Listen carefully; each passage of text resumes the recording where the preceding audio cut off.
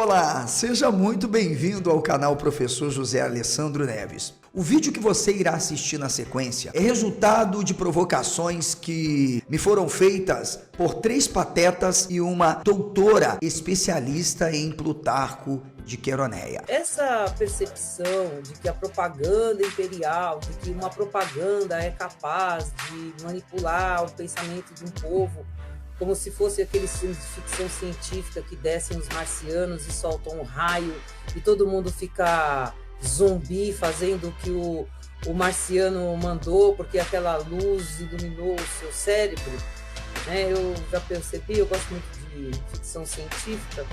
Eu acho muito ficção científica.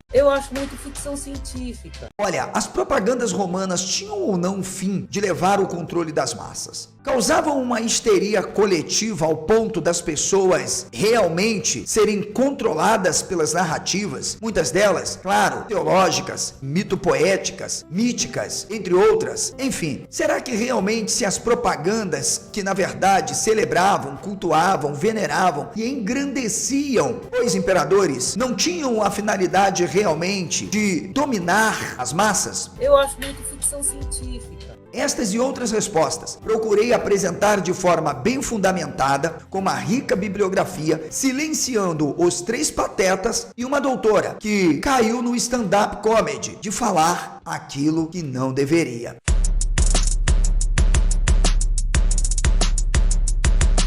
Se você quiser fazer parte do nosso projeto, deixarei um recadinho para você no final deste vídeo. Este vídeo vai provar para você que título de doutor não significa competência intelectual ou proficiência. Tem muita gente por aí falando aquilo que não deve com o título de doutor. Vamos pro vídeo? Vamos voltar ao submundo dos poderes das grandes potências políticas e religiosas do primeiro século e entendermos um pouco mais sobre quais os instrumentos, mecanismos e sistemas utilizados pelas potências dominantes a fim de se manterem no poder, de construírem ou reconstruírem um projeto de dominação. Vamos nos dedicar exclusivamente aos romanos e aos gregos, lembrando que será um tanto quase que impossível desvencilharmos romanos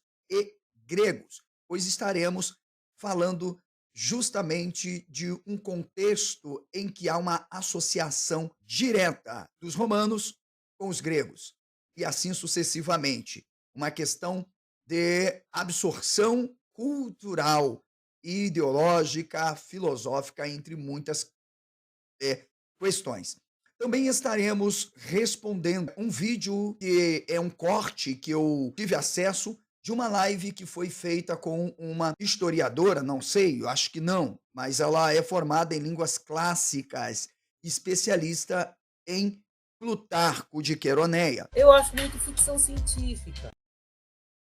Não vou exigir aqui absolutamente qualquer proficiência da doutora em história, uma vez que ela tem uma vasta produção, mas me parece, é uma impressão, que ela não dialoga propriamente com a historiografia diretamente, tampouco com a mitografia.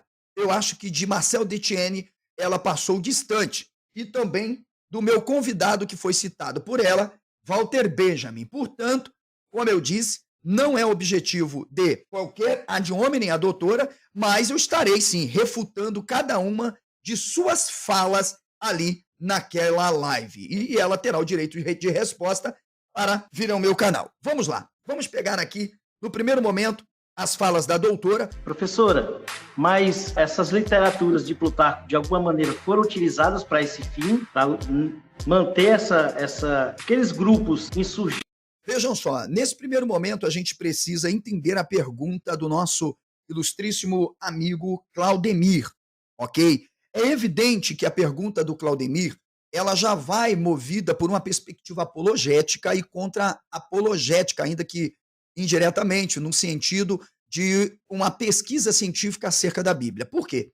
Porque no Brasil, eu posso dizer que eu tenho sido pioneiro da tese, da defesa, da hipótese da participação direta de Plutarco de Queroneia em um estilo próprio literário, tá? usando a técnica e a arte de transsignificar e ressignificar através da biografia, da bios, termos que a doutora vai entender, evidentemente, em uma vasta produção. Essa inserção e absorção, evidentemente, dentro de um contexto próprio do Mediterrâneo em que intelectuais estão atuando pro Roma. Então, a sua pergunta é uma pergunta, evidentemente, com o objetivo de buscar uma resposta mais elucidativa para, de alguma forma, dizer se Plutarco foi um intelectual que contribuiu, de alguma forma, para essa construção de um império fortalecido sob a égide de uma teologia política greco-romana. Portanto, lembre-se, o termo que nós usaremos aqui, ok, doutora Maria, é sempre greco-romana. E aí ele faz a pergunta e vamos ouvir as falas, então, agora, as respostas da doutora. A questão é o seguinte, essa percepção de que a propaganda imperial, de que uma propaganda é capaz de manipular o pensamento de um povo, como se fosse aqueles filmes de ficção científica que descem os marcianos e soltam um raio e todo mundo fica zumbi fazendo o que o marciano mandou porque aquela luz iluminou o seu cérebro, né? Eu já percebi, eu gosto muito de ficção científica, eu acho muito ficção científica. Ok, vocês ouviram bem. Primeira questão, doutora Maria Aparecida. Eu quero usar dois termos para me dirigir à sua senhoria e eu vou usá-los com muito cuidado e respeito. O primeiro é, a senhora, na verdade, é tão ingênua para desconsiderar que, de fato, os romanos empreenderiam, como os gregos empreenderam e como os judeus também empreenderam, uma estratégia propagandista de intervenção ideológica para domínio das massas através de uma aristocracia? Então, a primeira pergunta à sua senhoria é, eu terei que dizer que a senhora é ingênua, mesmo sendo a senhora produtora de um vasto material, se diga-se de passagem, apenas traduções. Há nada crítico, nada de fato que pudesse se dizer, temos uma pesquisa nova, de fato, crítico-histórica sobre o assunto. Não, a senhora não tem nada, é zero, produzido sobre isso. Mas eu então quero dizer, seria, da minha parte, eu estaria correto em dizer que a senhora foi ingênua? Essa é a primeira questão que eu quero levantar, sem ad hominem. É ingenuidade? Será que eu posso considerar que a senhora foi ingênua? A segunda é desonestidade? A senhora tendo escrito uma tese que eu vou mostrar daqui a pouco, assim que a senhora concluir, e que tese essa que a senhora trouxe uma vasta referência teórica bibliográfica que demonstra que, de fato, havia sim a propaganda usada como controle absolutamente das massas, mesmo quando as massas, em sua maioria, eram massas ágrafas, iletradas. Eu teria que usar a senhora para refutar a senhora hoje? Sim, o farei. Duas perguntas. Primeiro, ou eu tenho que admitir, para não ser um ad hominem, que a senhora é ingênua, ou terei que admitir que, pelo seu catolicismo com aparência, uma aparência conservadora a priori, né, por citar Walter Benjamin e outros pontos que eu achei muito estranho das suas falas, é dizer o que a senhora está escondendo, ou, para não chamar desonestidade, eu terei que afirmar, a senhora parece que não pesquisou direito. Então vamos lá. Porque, primeiro, você tem uma precariedade muito grande da leitura. Havia, no máximo, a propaganda se dava, e aí a gente pode trabalhar, né? Mas não na perspectiva moderna, daquela coisa de movimento de massa, que você hipnotiza a massa. Não, havia uma propaganda imperial, mas eu não acredito que ela atingisse... Opa, aqui eu achei muito interessante. Vou tirar, pronto, a gente vai ficar na live de hoje só nesse... A doutora parece que se sentiu um tanto indecisa e enrolada para responder. Porque primeiro ela reconhece que havia uma propaganda imperialista. No segundo momento, ela acha, pesquisador não tem que achar nada, doutora, principalmente quando a pergunta que é feita, ela exige, não a priori, ela exige de fato uma afirmação com base em dados. E a senhora simplesmente disse, eu acredito. Como eu vou usar agora alguns materiais, eu espero que a senhora esteja assistindo e assista a minha live. Vamos para a minha tela, porque eu vou mostrar para vocês a vasta produção que eu estarei utilizando a partir de agora.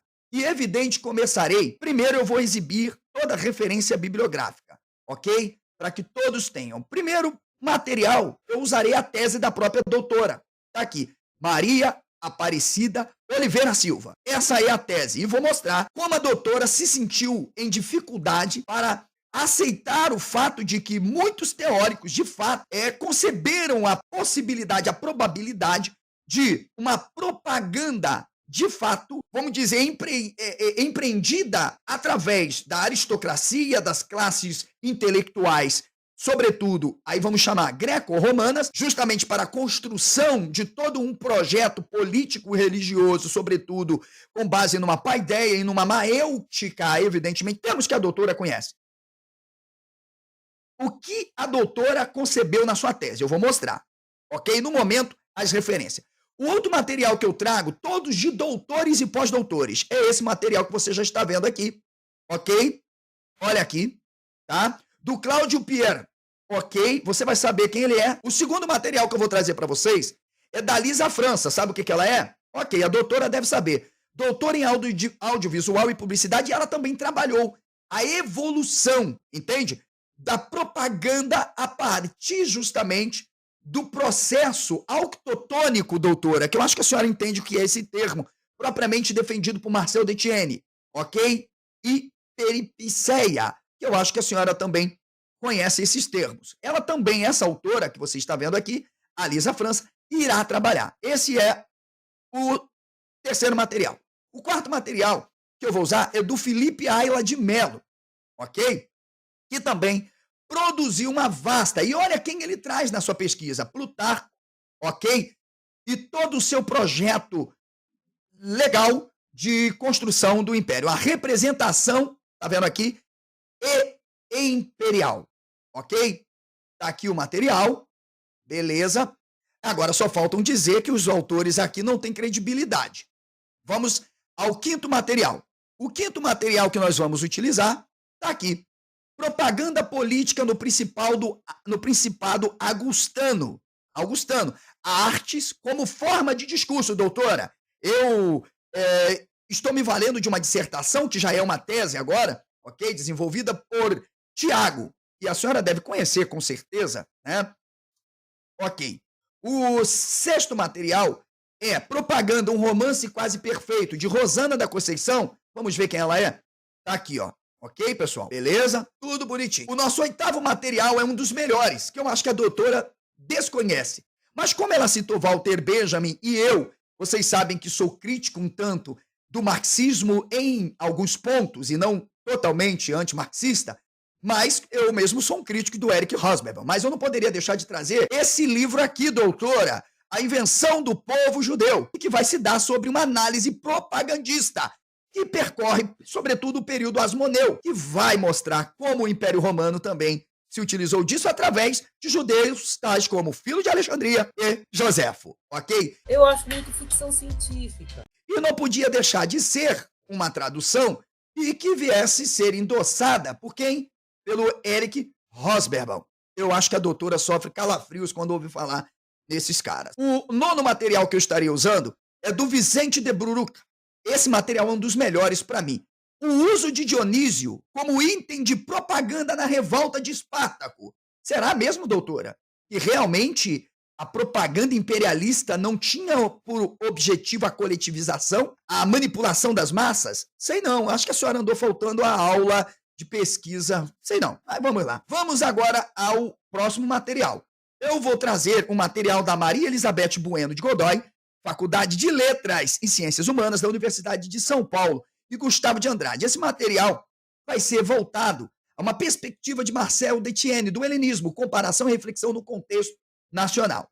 E por último, ou derradeiro, eu trarei a obra principal, A Invenção da Mitologia, do Marcel Detienne. E eu já deixarei aqui numa página principal, que certamente será o leque para a abertura da nossa abordagem. Pois bem, dito isto, vem comigo para cá. Será que a doutora sofre de amnésia? Algum problema? Não sei. Quem vai dizer são vocês. Olha, tá aqui todo o material. A partir desse capítulo que eu vou explicar para vocês, a doutora Maria Aparecida irá desenvolver toda uma pesquisa sobre como, de fato, a propaganda era utilizada. Ora, E sabe quem é o personagem principal que ela traz no seu trabalho? Plutarco de Queroneia. Tá aqui, ó. Plutarco, então, atuaria como uma espécie de voz conciliadora na relação entre os gregos e romanos. E ainda, estabilizadora da política dos romanos nas regiões helênicas. Eu acho que a doutora não leu a própria tese, sabe? Alguém achar que um intelectual do nível de Plutarco de Queroneia, cuja biografia e currículo é invejável, achar que esse camarada estaria simplesmente escrevendo, como ela tenta afirmar, porque queria manter viva toda uma culturidade, uma mentalidade grega, doutora, lamento, não cola, não tem fundamento, ok? Não tem fundamento. E ela ainda continua mostrando, ok? Eu estou mostrando aqui o discurso, a narrativa e a abordagem da doutora em primeira pessoa, ok? Então ela mesma, ao trazer, inclusive, outros autores como o Barrow no seu trabalho, tá? Ela vai trazendo, olha aqui, todo o raciocínio da atividade de Plutarco em circunstância de tempo, tranquilidade militar. E olha aqui, ó, é o fomento das artes literárias. Ela traz aqui o Barrow, ok? E o que esse autor pensa? Plutarco demonstra a consciência da longa duração desse momento histórico, o qual permite a formação de uma civilização greco-romana. Ah, entendi. Isso seria impossível, porque para a doutora não havia uma pretensa intenção dos romanos a isso. Doutor, eu trabalho com o indiciarismo. Acho que coisa que a senhora passa longe. Porque, para mim, o texto pouco importa. Diferente do Crossan, diferente, sabe, do Richard Horsley, eu entendo que toda uma historiografia, uma pesquisa crítica, ela deve estar fundamentada objetivamente na intenção dos autores. E por isso o indiciarismo nos permite entender toda uma mentalidade. E aí eu apelo para o contexto, aquilo que o próprio Marcel Detienne irá chamar de autotonia, entender a produção dentro de sua origem, dentro de todo um contexto em que os indivíduos estão produzindo tais obras. Eu acho que a senhora não vai ter dificuldade de entender aqui a minha linguagem, né? Mas vamos lá, doutora, seguindo, aqui está. Ela ainda traz o Jones, que vai identificar movimentos contrários a essa criação de uma cultura greco-romana na época imperial. E aí ela mesma traz o autor e veja a proposição dos pensamentos do próprio autor, ok? Diz, olha, ele apresenta dois tipos de pensamento entre os gregos. Um ramo segundo o qual os gregos, contrário ao império, difundiam um mito fundador de Rômulo.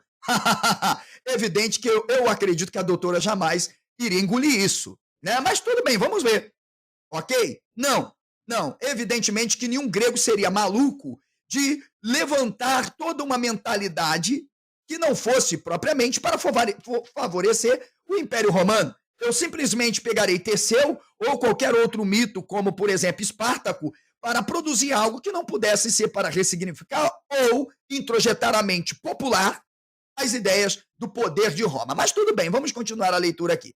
Ó, com o intuito de relacionar os atos criminosos dos romanos. E aí ela traz, olha, o outro ramo, o qual Plutarco pertenceria, seria a dos intelectuais simpáticos ao poder. Então, a própria doutora nos traz fontes no seu trabalho, ok?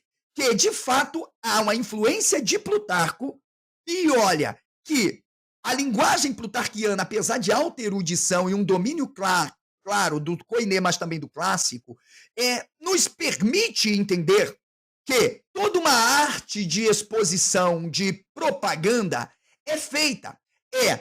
Aquilo que está no mundo dos mitos, sendo transsignificados ou ressignificados, que agora ganha corpo na própria literatura. Ou seja, não podemos admitir que, primeiro, estamos vivendo num momento em que o fato histórico, o real, ele sempre será mimetificado, termo que a doutora também conhece. E, portanto, a ideia do escritor e do filósofo é justamente a transsignificação disso, para fortalecer uma ideia. E por isso, ela mesma traz como fonte que Plutarco, ele era simpático ao poder. E estes, influenciados pela produção literária do primeiro século, veja agora, associavam a origem de Roma a personagens míticos como Enéas. Não só isso. Aqui eu vou fazer uma pausa para vocês entenderem. Olha só, em todas as religiões e civilizações antigas, os mitos, na verdade, eram utilizados para representar o poder do império. Doutora, a senhora me corrija, possa ser que um pesquisador do lar, né, não tenha proficiência para falar o que vai falar aqui. Inclusive, para vocês terem uma ideia do que eu vou dizer, até os imperadores tinham uma genealogia divina. Ou seja, os poetais, né, doutora? Termo grego que a senhora conhece, os mitógrafos, tá bom? Os historiadores e os poetais, que eram os teólogos, segundo Homero, em Orfeu, tá bom, doutora? Os teólogos, os poetas eram os teólogos. E minha bibliografia aqui é vasta. Eles, na verdade, utilizavam todo um aparato imagéstico, linguístico, para transsignificar ou representar a própria realidade. Ou seja, eles incorporavam nas figuras históricas as lendas ou mitos ou os atos divinatórios. Eu acho muito ficção científica. Imperador Augusto, olha só. Assim, a adesão à concepção historiográfica da época de Augusto, criadora do mito greco-romano, demonstrava a concordância com a propaganda imperial centrada na pacificação dos territórios, em particular da Ásia Menor. Olha, ela ainda traz uma nota aqui que eu fiz questão de destacar, gente. Que não bastasse apenas a doutora trazer uma fonte informativa, ela traz uma nota. O que, para mim, doutora, parabéns. Eu só acho que a senhora não anda lendo a sua tese, mas eu vou ler aqui. Por conseguinte, os intelectuais do século I e II retomam essa versão da tradição literária grega para demonstrar que os gregos, de certa maneira, continuam com sua saga civilizatória no mundo. Teria como fazer um projeto de alienação, dominação e manipulação se não fosse através do propagandismo. Lembrando que em todas as civilizações era papel dos propagandistas, que não eram os simples intelectuais. Os intelectuais escreviam para as elites, já que a casta, a plebe, propriamente, vai dizer o quê? Era ágrafa. Então, os imperadores contratavam quem? Os chamados pregãos. Ô, doutora, a senhora esqueceu, né? Os pregãos. Isso temos tanto na tradição judaica, na tradição persa, na tradição grega, na tradição romana. Ou seja, eram chamados pregões ou oradores. Eram aqueles que pegavam aquilo que os intelectuais produziam e iam para as praças ou províncias divulgarem esses simbolismos, esses atos de poder. A doutora esqueceu disso. Ah, não, mas eu não acredito que os imperadores havia uma propaganda imperial. Não, doutora, então a partir de hoje a senhora vai passar a acreditar. Ou simplesmente a sua paixão religiosa e a sua fé é o que impede a senhora de ver os próprios dados das nossas fontes. Mas vamos lá. Olha aqui o que é que a doutora traz. Continuam com a sua saga civilizatória no mundo, agora como parte integrante de um novo povo, quem? Os romanos. Um romano, e não como subalternos. Olha, obrigado, doutora, pela fonte que a senhora me traz. A sua nota é maravilhosa para refutar a senhora mesma, ok? Ou ainda como complemento deles, pois a identidade grega em Roma se mantinha graças às práticas culturais de suas comunidades. Eu não vou nem abrir aqui o segundo material, porque agora eu vou mostrar para a doutora, e com o mais sincero respeito, tem doutores que estão precisando reaprender, um dos processos civilizatórios de dominação, tá, de controle das massas, se dava sobretudo pela cultura artística, ou seja, saía-se do mundo da literatura, em que se havia uma vasta produção, pois os poetas, na verdade, eram os responsáveis por isso. E aí, doutora, parênteses, para a senhora tentar me refutar. Platão, em A República, deixa muito claro que os poetas deveriam ser extinguidos, eliminados, porque, na verdade, eles eram os responsáveis pelo quê? Pela prostituição ou profanação e promiscuidade ou degeneração das massas dentro da República. Por isso que os poetas não eram tão vistos, na verdade, por filósofos como Platão. Então, dado o primeiro momento, ok, vamos voltar aqui. Segundo ponto da obra da doutora. Ela traz mais um autor, que é o Tishner. Vamos ver o que ela traz ainda sobre Arete e Etos. Falarei disso. Olha aqui. A autora conclui que o escopo de Plutarco era o de evidenciar a contribuição da paideia grega na formação do cidadão romano, bem como os benefícios para aqueles que desempenhavam funções políticas no império. Ok, aqui mais um parêntese, pegue papel e caneta. Eu preciso dar aqui uma aulinha rápida para os defensores da doutora Maria Aparecida. Vamos lá. Quando nós falamos de greco-romanismo, nós podemos falar de hibridismo, ou seja, de uma integração, de uma conflação, de uma absorção ou união, evidentemente, de correntes de pensamentos, de crenças, de mitos, de sagas, de lendas que convergem para um propósito determinado. Mesmo quando seja um romano ou um grego, possa, de alguma forma, manter sua própria religiosidade, sua própria crença e o seu próprio status. Ok. Então vamos agora colocar os pingos nos is aqui. Aproveite aí porque é de graça. Aqui eu tenho compromisso com a verdade. Ok? Vamos lá. Vamos pegar o Império Grego e o Império Romano e colocá-los lado a lado. Ok? Então a minha mão esquerda aqui, não sei para você como que está aparecendo, beleza? Eu tenho aqui na minha mão esquerda os gregos. Na minha mão direita, os romanos. Então vamos ver o que diferenciavam os romanos e por que o propagandismo foi uma arma romana diferente da forma de empreendimento, de enculturação e aculturação empregada por Alexandre o Grande. Vamos lá. Do lado grego, nós temos um mundo idealista, um mundo do logos, um mundo do discurso, um mundo da observação. Opa, prestou atenção? Então, primeira coisa, esse mundo do idealismo, esse mundo da observação, nós iremos chamar de mundo belo. Para os gregos, tinha a ver com a beleza. Ok, pegou? Maravilha. Então nós vamos alternar. Beleza aqui no mundo grego. No mundo romano, nós iremos lidar absolutamente agora com o pragmatismo. Que é isso, professor? Então o senhor está dizendo para mim que os romanos, eles queriam resultados. Eles pensavam menos e agiam mais? Sim, os romanos eram pragmáticos. Ela continua ainda, trazendo mais. Ítalo Galo, pesquisador.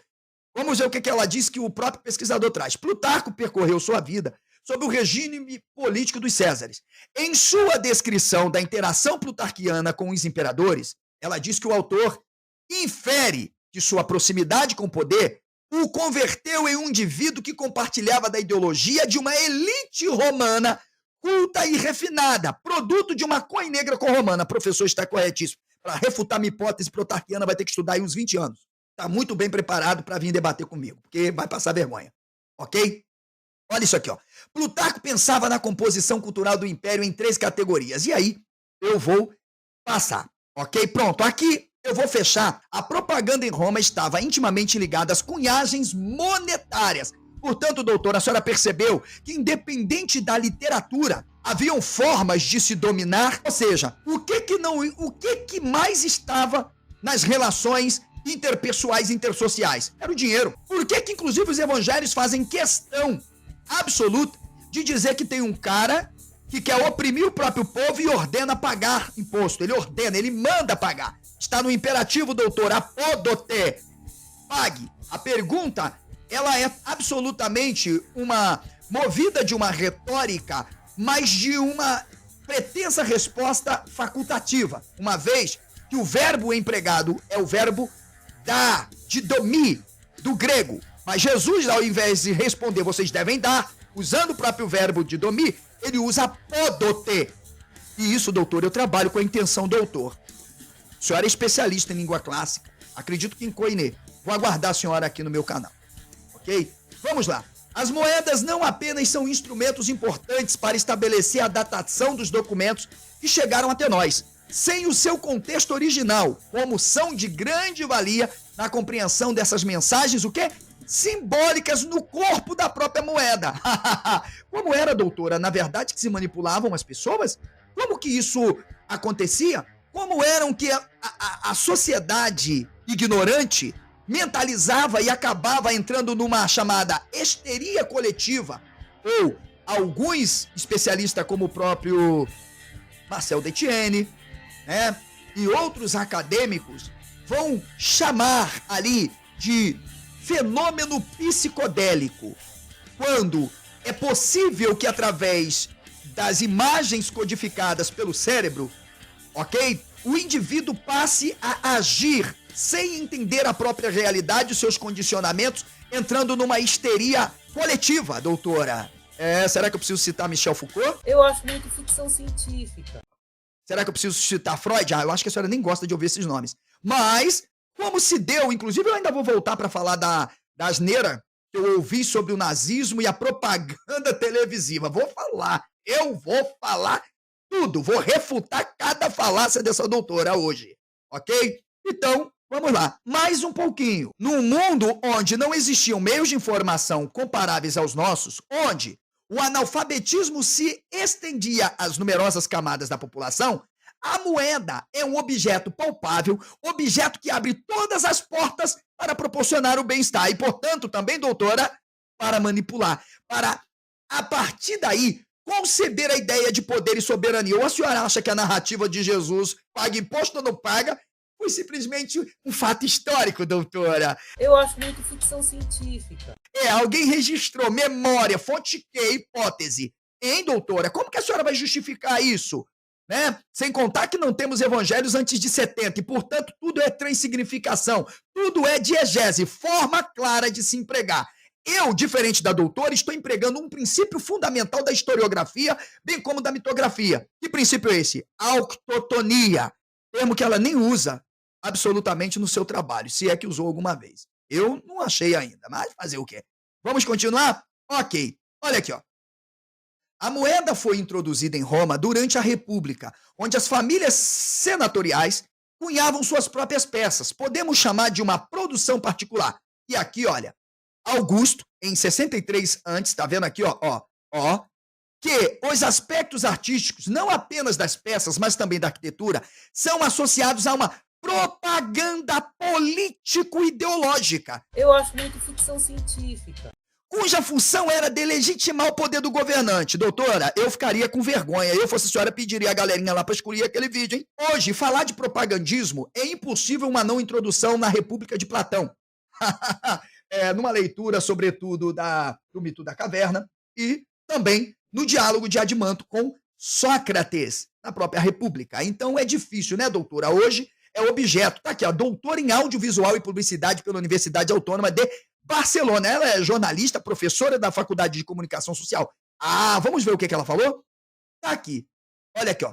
Pistrásto, ditador em Atenas, qualificado como gênio da propaganda. Outro símbolo de propaganda na antiguidade foi a moeda. Na época, a moeda era porta-voz do prestígio das cidades romanas. E com ela, os romanos exportavam seu sistema, seus ideais e organização política. Mas peraí, professor, tem algo mais? O Império Romano utilizou ainda os títulos e honras, a oratória e a literatura panfletária para fazer propaganda cultural. Doutora, para que se utilizava a literatura panfletária? Se a senhora acabou de dizer...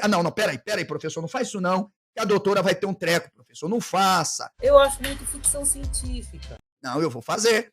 Vamos ouvir. Porque senão vão dizer que eu estou distorcendo as falas da professora.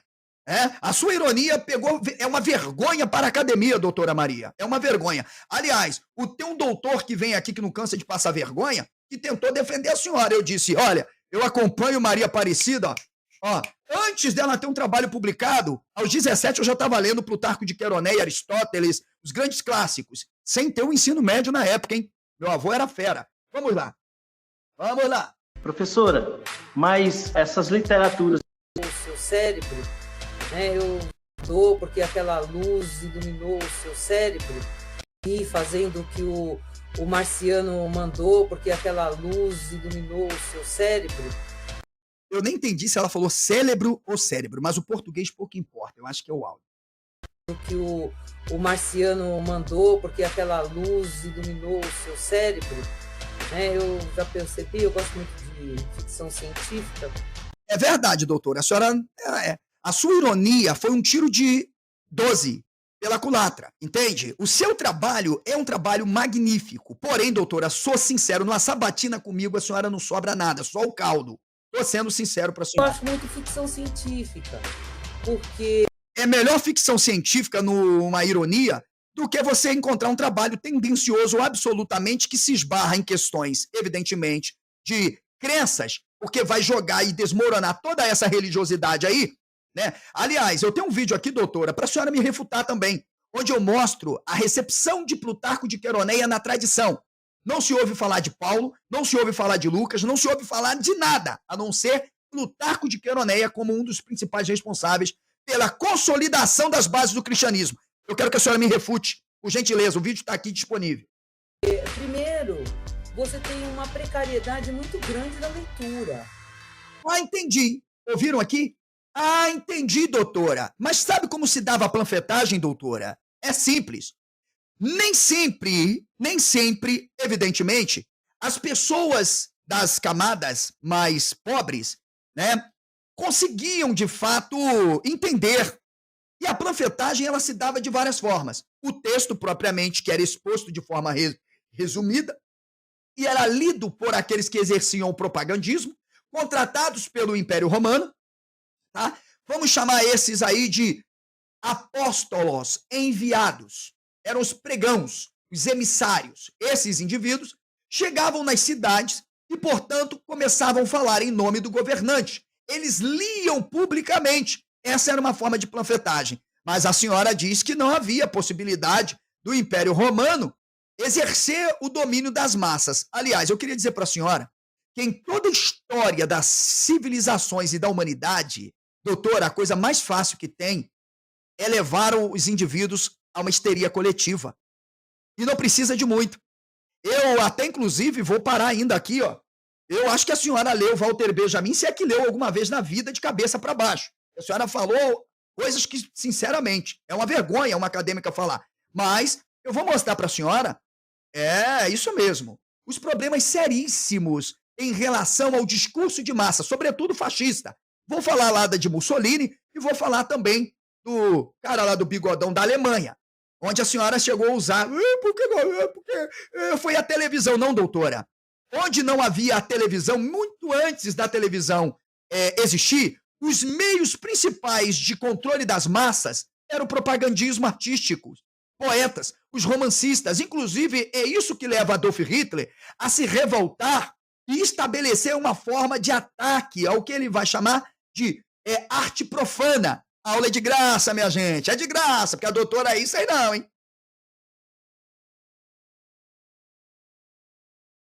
Estamos aqui para oferecer a você um amplo espaço para desenvolvimento cognitivo, um portal exclusivo, onde você terá acesso irrestrito, desfrutando de um ambiente acadêmico, com acesso a uma biblioteca virtual, com livros, teses, dissertações, artigos, esboços, videoaulas e cursos exclusivos. Tudo isto pela tua assinatura, que é um gesto de cooperação com o nosso trabalho e investimento ao seu desenvolvimento intelectual. Saiba mais clicando no link que está aparecendo aí. Seja membro. Confira lá a modalidade que melhor convier à sua condição financeira e junte-se a uma geração de revolucionários produzindo uma pesquisa de alto nível em diversos campos do saber. Professor José Alessandro Neves estará à disposição dos membros assinantes, oferecendo um amplo espaço para debates saudáveis, éticos e respeitosos dentro do grupo de membros do canal Professor José Alessandro Neves, dentro do grupo de membros do canal Professor José Alessandro Neves. Então, superamos esta grande etapa. Agora, conheça um pouco mais do ambiente que nós temos para te oferecer, acreditando no teu potencial.